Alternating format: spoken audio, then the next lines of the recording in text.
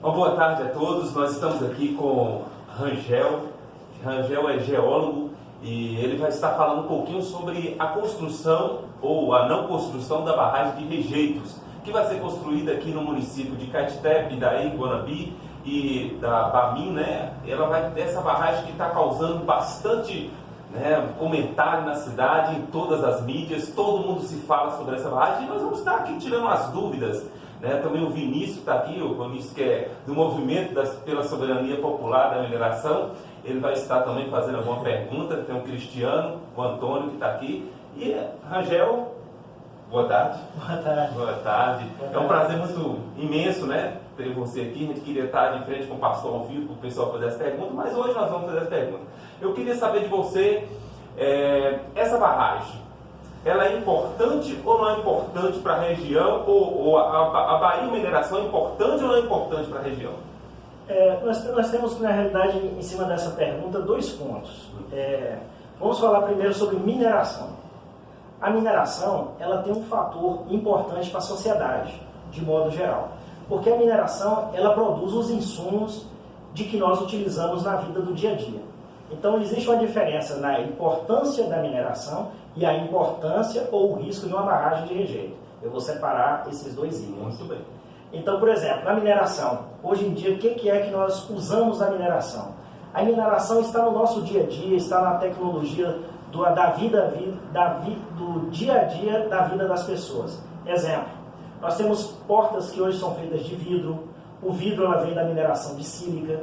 Nós temos os pisos das nossas casas, que é de cerâmica. Existem indústrias que produzem feldspato para gerar, indústrias de mineração para gerar os pisos. Vem a indústria de cerâmica, que também fazem os blocos e os tijolos para levantarem as paredes. O cimento vem da indústria cimenteira, que também é mineração. Temos a indústria do talco, que tem diversas utilidades na vida da gente e também que produzem tinta. Então, na construção civil, de modo geral, a mineração ela é todo insumos da construção civil. E em outros pontos também, a mineração também está presente. Por exemplo, hoje em dia a gente falar que viver sem um smartphone é algo um pouco difícil de ocorrer. O smartphone ele tem mais de 23 tipos de metais diferentes para se compor um smartphone. Nós temos ferro, nós temos ouro, temos platina, temos lítio nas baterias de lítio dos celulares, tablets, notebooks, carros elétricos. Então, digamos, a importância da mineração de modo geral está relacionado com a importância do mundo atual que vivemos. Dizer assim, nós vivemos sem mineração de jeito nenhum, seríamos voltar a viver na idade da pedra, que a pedra ainda é mineração. Agora vamos falar sobre barragem de rejeito. Já a barragem de rejeito, aí já é uma outra questão. Porque a barragem de rejeito, além dos outros tipos de impacto ambiental que a mineração produz, que esse também é um item importante, a mineração produz alguns impactos ambientais, dentre elas, um dos pontos que mais chama a atenção da mídia e da população é a barragem de rejeito, mas não é, digamos assim, o mais importante, na minha opinião. É o que oferece maior risco a um grande número de pessoas. Numa possibilidade hipotética de uma barragem de rejeito estourar, ao exemplo da Bamin, que é a 12 quilômetros de Seraíma, e Seraíma para Guanabi em torno de 18 quilômetros. Então, numa situação hipotética de uma barragem dessa vir a estourar, cair dentro de Seraíma, estourar Seraíma, passa no núcleo de Seraíma e passa em Guanabi, as perdas de vidas humanas seria incalculável o nível de que isso poderia atingir, financeiro e pessoal. Né? E sem contar o meio ambiente. Agora, e pensando, a barragem de Brumadinho foi construído a montante, né? Chamada. Isso. A daqui vai ser construída, como é que é o nome? Ajusante. Ajusante. Agora eu queria perguntar, existe casos dessas barragens de ajusante ter rompido? Ou elas são novas, são construções novas? É o seguinte, existe a barragem a montante e a jusante. Eu vou definir, mas respondendo, a barragem a jusante também estoura. Não existe nada de construção civil 100%. infalível. Não existe nada infalível. Tudo gera risco e tudo tem sua potencialidade de risco.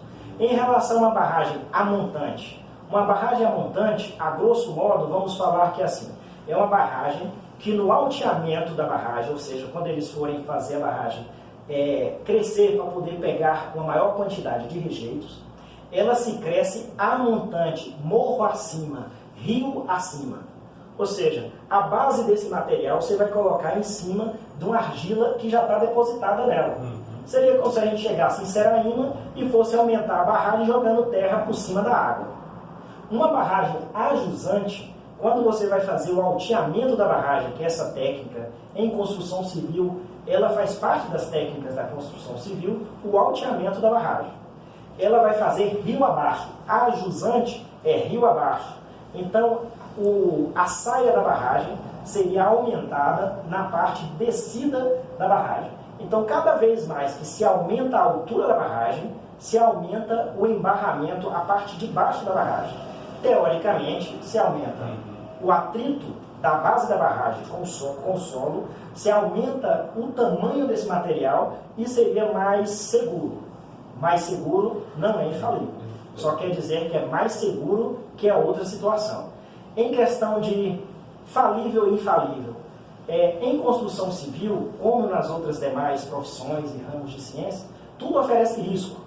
E uma barragem ajusante necessita de acompanhamento na execução do projeto, de execução da barragem, e acompanhamento no período de uso da barragem, e quando a empresa de mineração parar de produzir, um acompanhamento também no que eles chamam de descomissionamento da barragem, que quer dizer a vida útil pós-uso da barragem, quando ela para de receber material. Tudo isso necessita de cuidados. Agora, risco. A gente levanta de manhã cedo, sai em casa para a rua, tem risco. A gente pega a nossa bicicleta, sai na rua, tem risco.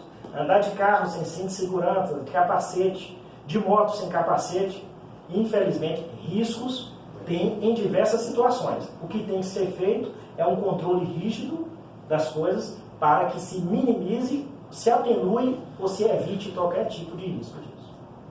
Nós temos também o Vinícius, vamos ver o que o Vinícius tem para perguntar neste momento aí, Vinícius. Acho que eu queria perguntar, Rangel, que acho que é um pouco o debate que a gente vem fazendo no movimento pela soberania popular na mineração. De que, assim, a primeira questão é que a barragem é a ponta de um processo que, no geral, ele segue sendo problemático. E aí, por exemplo, a contaminação por resíduos, no caso da barra de mineração, a própria contaminação das 26 nascentes que tem lá na área de Cachoeira, que é onde pretende se instalar a estrutura da barragem. Tem a própria ferrovia, que é uma estrutura da mineração, que se a gente for parar para pensar, vai passar do lado de Seraíma, né, de certa forma. Então, para isso ela precisa de explosões, se ela explodir, será que ela não pode danificar o barramento de Seraíma, inclusive acelerar um processo de rompimento de Seraíma, inclusive sem a barragem de rejeito.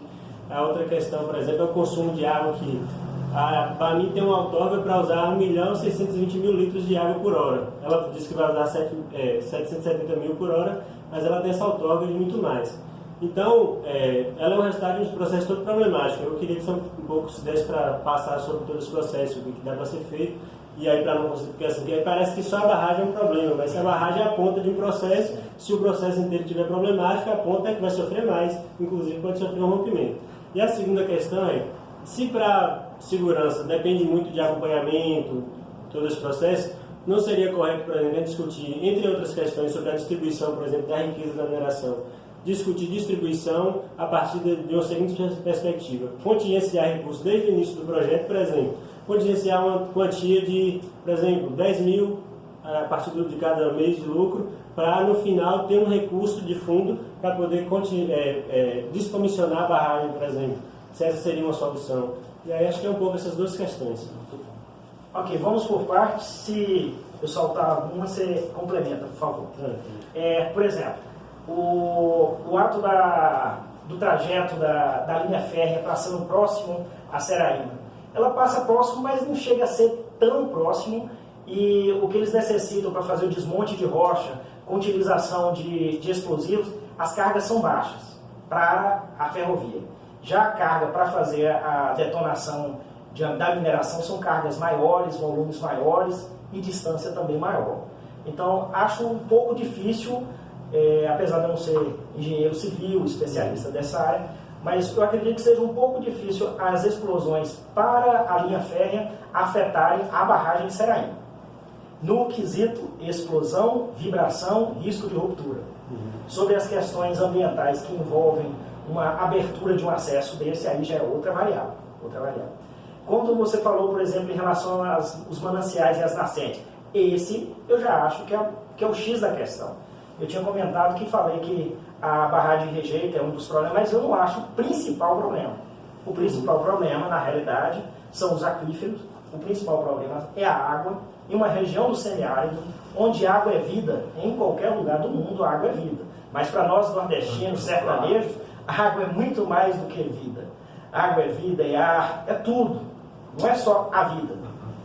A vida é muito importante, mas a questão que envolve a utilização da água, semelhante aos números que o Vinícius aí reportou, ela pode ser legal, pode estar dentro das normas e dos padrões junto aos órgãos ambientais, caso esteja, não estou afirmando que está, caso esteja, mas para uma região do semiárido, o risco é muito grande de faltar água para as nascentes, de faltar água para as comunidades ribeirinhas e também, por que não dizer, até essas nascentes abastecem Seraíma. Podem vir até alguma influência em Seraíma, sim. Acredito que quem deveria até responder essas perguntas mesmo, não seria nem a Bahia Mineração, seria quem chancelou a liberação disso, o INEMA. Como o INEMA autorizou isso sem realmente avaliar todas essas questões? Será que foi avaliado?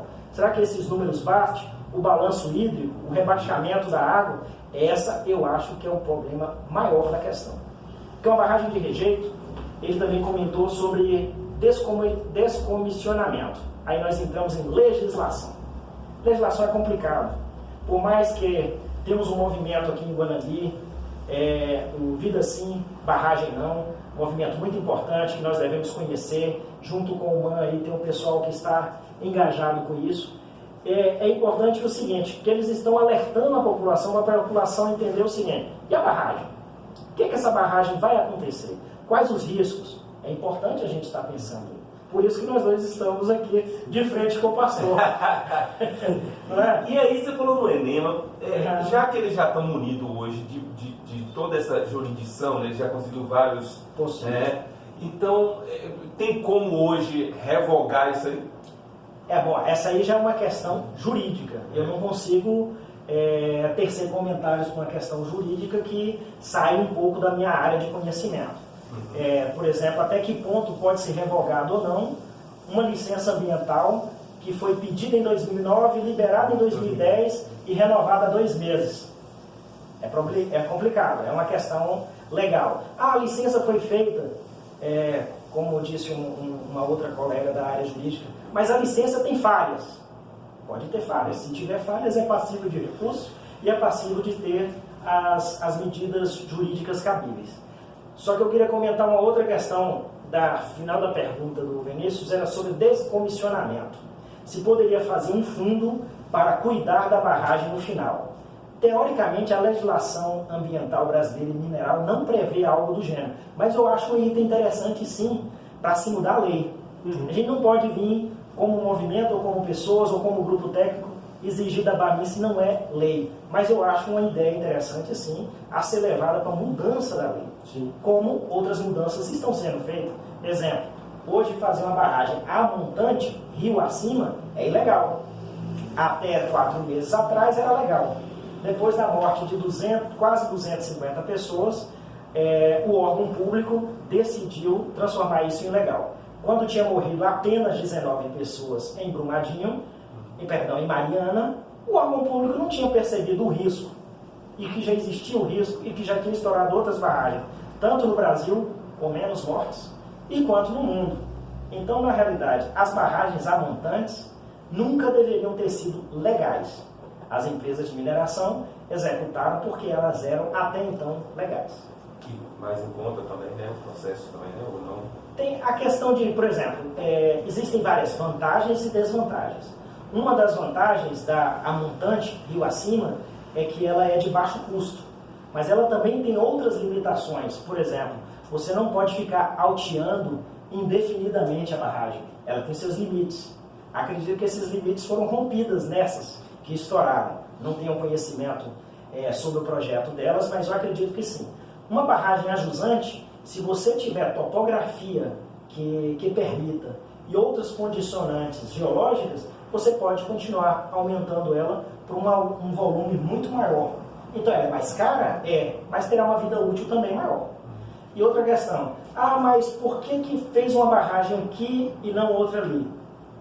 Esta já é uma questão mais difícil de se responder, mas 2 ou 3 barragens pequenas é um impacto muito maior do que uma barragem grande. Parece que eles tinham 5 locais para fazer essa barragem, mas escolheu bem esse local, né? Eles tinham... Justamente, essa foi até uma pergunta que eu fiz na audiência pública para o geólogo Wilson Times, da Bahia Mineração, que é o seguinte: foram estudadas 5 locais para fazer a barragem de rejeito.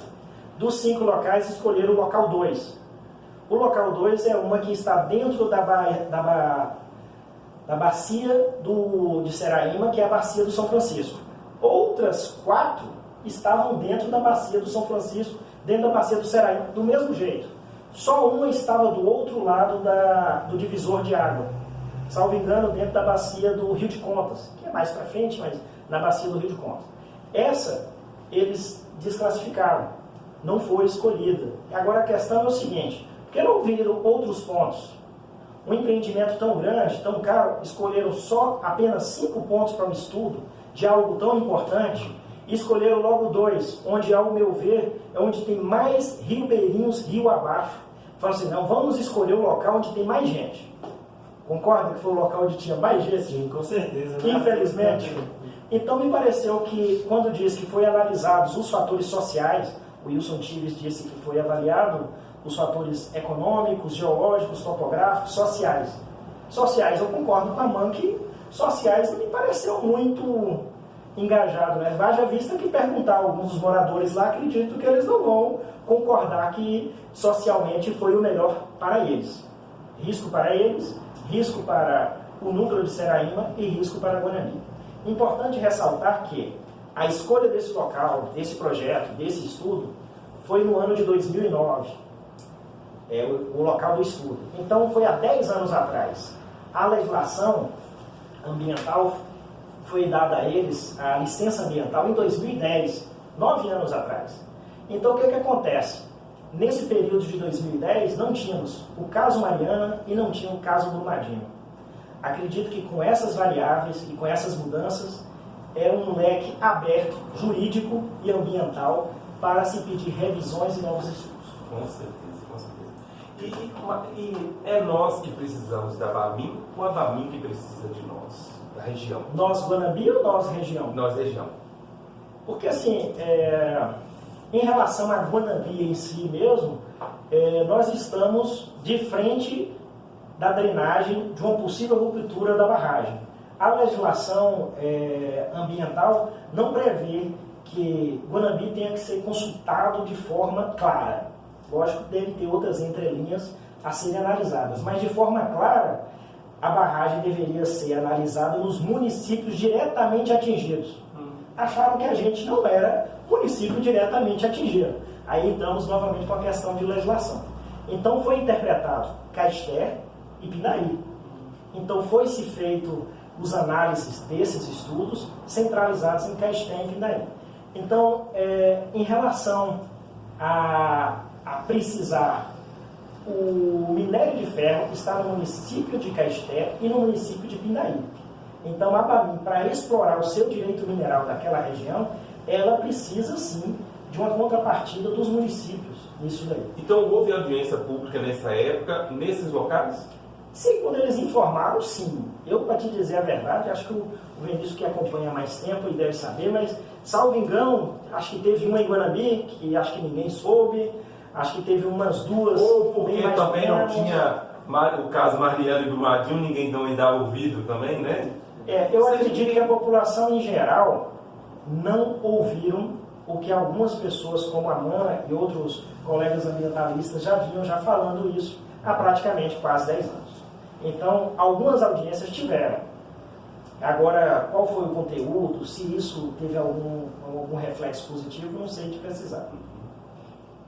Então é isso aí. Nós estamos aqui com o Rangel, geólogo, e ele está falando sobre a Bamin e a construção dessa barragem de rejeito que está sendo rejeitada, né? Ou seja, essa barragem está sendo rejeitada. E a questão da mineração a seco? Isso. É interessante o seguinte, em relação ao processo de retirada do material do minério, eu vou até fazer outra definição. Existe minério, existe estéreo e existe rejeito. São termos técnicos. Então, minério é um material, um agregado de rocha mineralógica que vale dinheiro. Então, se ela tem valor econômico, ela é minério. Se ela não tem valor econômico, ela é estéreo. É diferente da agronomia e do solo. O que é estéreo em relação a um solo estéreo? Então, o que determina minério e estéreo é o valor econômico. O rejeito é quando você pega o minério, passa nele num processo, tira o concentrado do material, que no caso é minério de ferro, e fica um material rejeitado, que não tem mais valor econômico. Esse é o rejeito que, trabalhando esse processo em via aquosa, quer dizer, com bastante água, aí ele gera barragem de rejeito. Existem processos hoje já desenvolvidos no Brasil e no mundo, aplicando alguns cases, alguns casos, de que estão trabalhando com processos a seco. Então você pega o minério de ferro, trabalha com ele em meio aquosa, desagrega, depois pega a lama da barragem de rejeito, vai nos filtros prensa, pressiona, retira boa parte da água e saem os tabletes de lama, quase, como é que se diz, um tablete assim, com pouca água, quase um bloco de material. Esse tipo de material vai gerar pilhas de rejeito e não pilhas de estéreo. Então, uma pilha de rejeito, ela é muito mais fácil de se controlar, tem um impacto ambiental menor do que uma barragem de rejeito e eliminaria praticamente, se toda a produção for feita com esses filtros prensa, eliminaria a necessidade de uma barragem de rejeito. Um dos problemas em relação a esse processo a seco está relacionado com algumas limitações da produção. O Wilson Times, da Bamin, ele falou na audiência pública que 30% da produção da Bamin vai ser feita nesse processo e que tem algumas limitações sobre aumentar essa porcentagem. Isso já não é totalmente verdade, porque nós já temos outras empresas, como a Vale do Rio Doce, na região do Pará, onde já tem aplicado já uma porcentagem muito maior do que 30% em relação ao seu processo a seco. Eles estão chegando a praticamente 80% da produção deles em um processo a seco.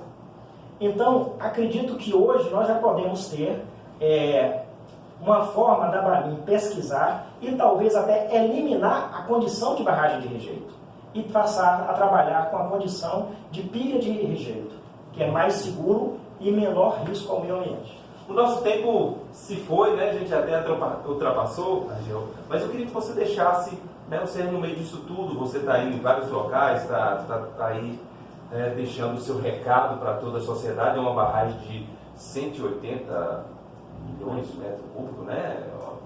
3 vezes Seraíma, muito mais do que isso. Então é algo gigantesco, que eles calculam aí de hora, quantas horas pode chegar esse rejeito, toda essa lama aqui, né, na região.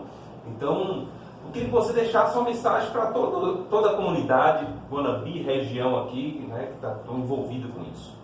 Bom, antes de mais nada, eu queria informar aos nossos ouvintes e telespectadores o seguinte. Primeiro, não existe barragem de rejeito ainda. Existe um projeto e existe uma licença, mas não existe barragem ainda. Não vai chamar ninguém de assassino, não. Algumas pessoas de outros municípios podem falar assim, não vou cuidar do que a barragem de Guanambi. Não existe ainda barragem, então no momento não precisa ainda ter uma preocupação. O que nós devemos fazer é ficarmos atentos com os movimentos que estamos fazendo com as pessoas para poder evitar a construção da barragem. Devemos nos informar, pesquisar, acompanhar o que está acontecendo. Precisamos de uma barragem de rejeito na nossa região? Tic-tac, em cima das nossas cabeças? Essa é uma coisa a avaliar. Uma outra questão que eu gostaria de falar também, pastor, é porque eu sou geólogo e eu tenho montei um grupo com alguns outros colegas engenheiros, aqui de Guanambi, engenheiros ambientais, engenheiros sanitaristas, tais como o Plínio, o Eldimar e alguns outros colegas. Já temos já entre 15 a 20 pessoas e estamos fazendo esse grupo técnico de discussão, discutindo o RIMA, que é o Relatório de Impacto Ambiental da BAMIN. Em cima dessa discussão, nós pretendemos fazer um parecer técnico a ser divulgado mais para frente, quando nós chegarmos em um texto sobre qual a nossa opinião técnica a respeito desse material. Importante lembrar que o relatório de impacto ambiental ele é restrito, então não temos muitas informações. E também tecermos comentários sobre o processo a seco. Nós temos apoio também de alguns professores da UniFG, alguns professores também do IF Baiano, que estão também junto desse grupo, para nós chegarmos a um parecer técnico de que os técnicos de Guanambi, engenheiros, geólogos, temos a dizer sobre essa situação. Muito bem. Okay? Eu acho que esse é o trabalho aí mesmo, entendeu? É isso aí que nós precisamos, entendeu? Muito bom mesmo. E só lembrando, Vinícius vai estar conosco no dia 18, no MAN, e ele vai estar também falando, e você vai ter a oportunidade de mandar, porque vai ser ao vivo, você vai mandar suas perguntas e ele vai estar aqui falando conosco. Vai ser maravilhoso, viu, Vinícius? Pode se preparar, dia 18, estamos aí de 18. Então, obrigado, Rangel. Que Deus abençoe a sua vida. Continue